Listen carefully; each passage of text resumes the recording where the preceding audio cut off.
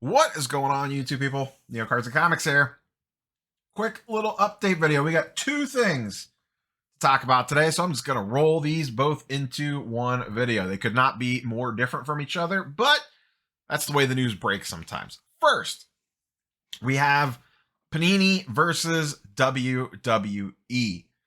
They had a pretty major update in that case on Monday. Was the hearing for the temporary restraining order that WWE was trying to get in place to force Panini to stop selling all of its products immediately.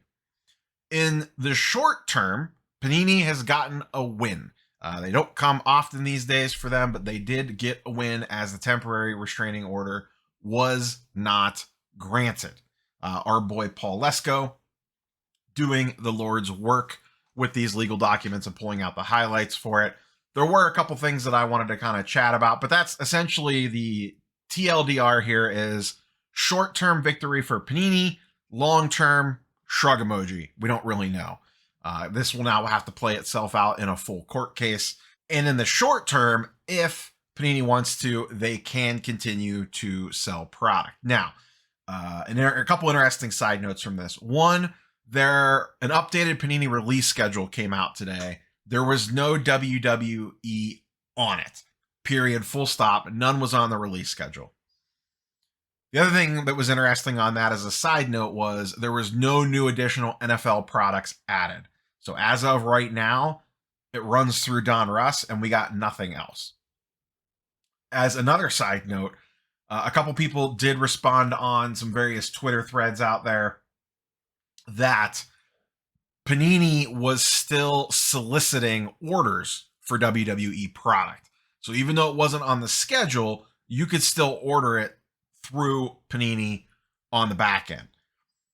So maybe this is them kind of splitting the baby with the bathwater, because one of the things that you'd have to consider here is now that this is kind of active and moving forward, and once again, I'm no member of Law and Order, that if they sell anything past this date now, could that open them up for more potential damages if this all goes sideways? So even though they can, maybe they don't want to until this all gets resolved. Don't know. That's pure speculation on my part. But regardless, it has come off their public-facing schedule, but it sounds like they are still willing to solicit orders for it on the back end. Maybe that's just splitting hairs. I don't know, but that's where that currently stands. A couple of the interesting things that kind of come out of this on the notes section of it that Lesko brought down here. One is what WWE was demanding of Panini, and an interesting side note to this for what this could potentially look like for NFL. Once again, speculation on my part, but this is something that people have been tossing around for a while. We'll get to that in a second. They have to stop immediately manufacturing, distributing products with the IP, using the IP, saying that they're working with them. And here's the big one. It also wants returned or destroyed all existing inventory. And Lesko goes on to speculate, I bet that would include redemptions. So, and this is where I was talking about the interesting side note before. There's been some theories floating around on if the NFLPA thing goes sideways, what would that mean for redemptions? And most people are basically saying they would probably go up in smoke. Now, we don't know what the NFL is demanding versus what the WWE is demanding, but you can bet that it's probably very similar terms. Regardless, if you have open WWE redemptions right now, boy, oh boy, would I not want to be you. You really need things to go your way for them to win the case and the WWE to cooperate in getting those signed, because in this intermediate, they are not going to be signing anything most likely. And then if they lose, obviously, if they want to collect everything back and destroy it, that would include blanks. So like if you had a card with no autograph on it, they're going to want that back or destroyed or both. So scary times in the streets for redemptions. Those are the people that will really be probably hurt the most here if you have outstanding redemptions. Potentially. Once again, this could go a lot of different directions still. In addition to that, they want $5 million. So WWE really trying to bust up Panini here. Lesko gets into the technical breach of it. Lesko kind of gives his 2 cents here. If you read through the whole entire thing, his general take is, by the letter of the law, technically Panini broke its terms in theory. The problem is, did WWE wait too long? Because when you dig into this, or when Lesko dug into this, it essentially sounds like they broke those terms back in 2022, and WWE never did anything until fast forward to today, 2023. So it's been over a year before they decided to do anything on this. So that could be looked upon poorly of, hey, if you guys are this pissed off about this, why did you wait a year to do it? And that could potentially go not in their favor. But technically speaking, it sounds like they were in a little bit of an error here. It's just a matter of, will someone look at that and go, yeah, but you waited too long to act on it. This breach happened in 2022. I don't know what the statute of limitations on that stuff are. Who really knows?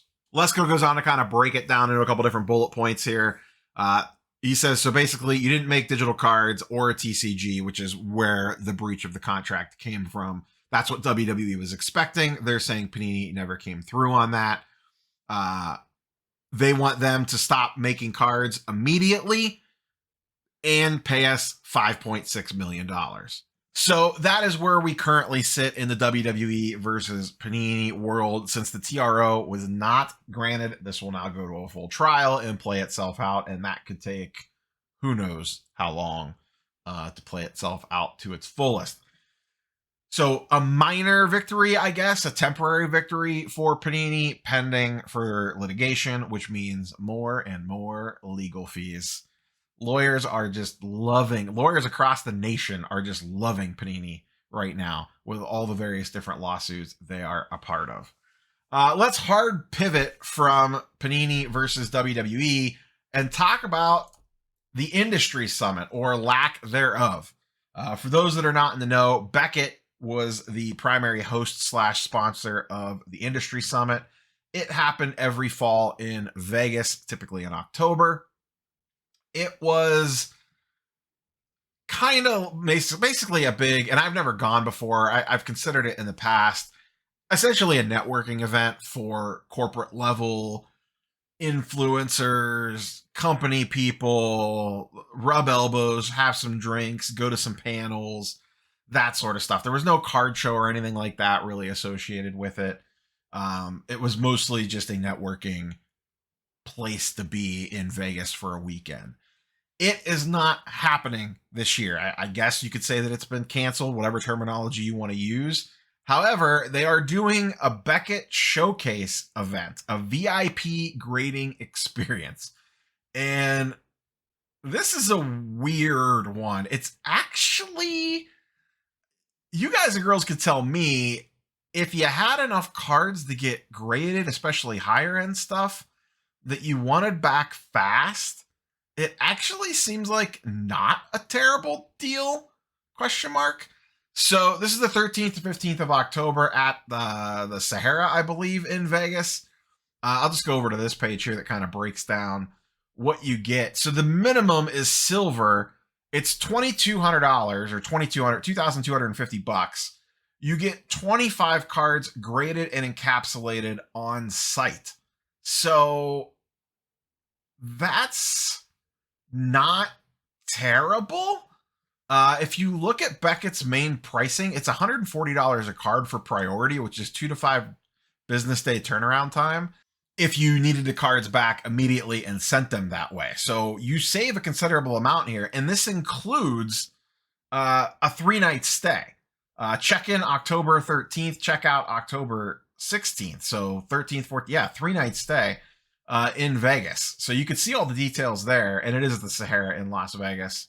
In addition to that, you can add rooms on for a pretty reasonable rate, and there are a bunch of different parties / social events to go along with it. High roller party, tailgate event, hospitality lounge. So for $2,250, you could get 25 cards graded, a weekend in Vegas. Obviously, you have to pay travel to get there, and it sounds like some free drinks. It's actually not the worst package in the world. Question mark? Am I crazy here? I'm just like looking at the numbers and mathing this out, and it's not the worst deal if you had the cards to get graded at that level. You know, if you ripped, this is not for the average person, but if you ripped a bunch of cases of like 2023 Bowman Chrome, and you had a bunch of high-end cards that you wanted to get graded out of that, $2,200 to get them graded on site, and you get a couple days to hang out in Vegas on a football weekend, that's not the worst thing in the world, because you're there for college football and NFL football. So I don't know. And then they have higher tier packages there to get more cards graded on site if you wish. Curious what y'all think about this. Is this, I mean, I don't know how much of my viewing audience, if this is something they would jump all over, but if you had 25 cards, it's not the worst thing. Plus, here's the other thing, actually, now thinking about this. This is event access for 2 guests. So if you wanted to, you could split this with somebody else. So say you and your buddy had 25 cards together. You can math that out and however much it is, say, hey, okay, cool, I'll cover 1,000 of it, you cover 1,200 of it, and split it. I mean, that seems reasonable-ish enough. I don't know what a hotel in Vegas goes for on the weekend, especially at the Sahara. I'm not super familiar with the Sahara. I haven't been to Vegas in years. But if you split that with another party, that actually seems even more reasonable if you had enough higher-end cards that you wanted back that fast in Beckett slabs on top of it. But I don't know. Pricing-wise, it actually seems pretty legit. I believe that's cheaper than what their grading was on-site at the National. Now, obviously, you need to do it in bulk, but I mean, I would think most people that are going to drop 2K on grading probably has 25 cards they're willing to grade at that price as well. So, I don't know. Curious for your thoughts and comments down below on that one. Is this something that you would consider going to if PSA did something like this, or one of the other companies, or even this Beckett one? Is this something that entices you? That's all I got for you, boys and girls. 2 quick little hitters on the news stories. We will catch you on the next one. Peace.